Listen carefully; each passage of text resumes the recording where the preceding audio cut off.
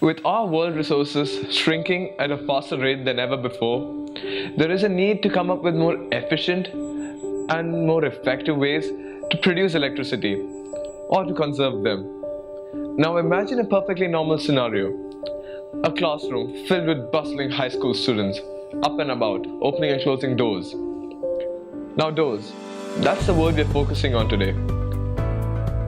Imagine the amount of energy we put into opening and closing a door, then multiplied by the number of people in the world that are physically capable of it, and that's around 5 billion.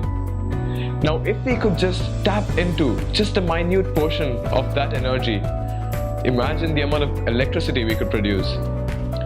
Our entire plan revolves around a simple module that can be attached to all sorts of doors, and that in turn generates electricity.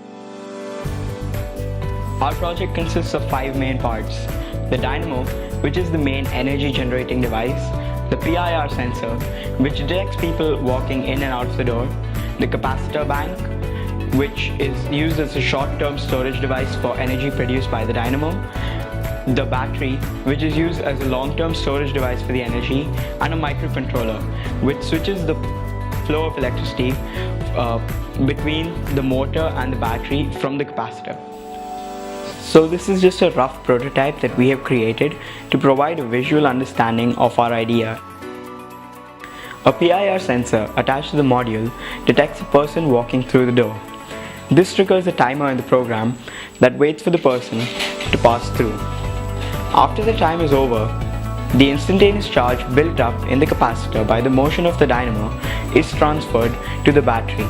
Here, the battery is represented by an LED. The blink of the LED represents the flow of current from the capacitor bank to the battery.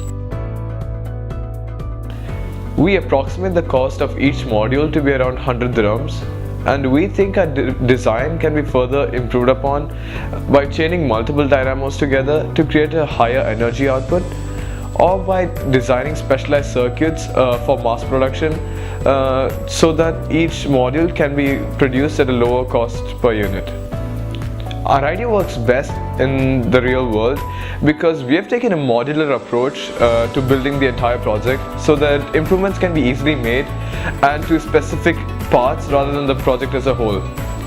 And although we have designed this product to be used in classrooms or other parts of our own institution, we think it would work even better in entrances to highly crowded areas such as shopping malls, restaurants, or even public transit hubs. So all in all, we think our project gets that immense boost because of its high practicality, as well as having a high ratio between its energy output as well as the cost of production.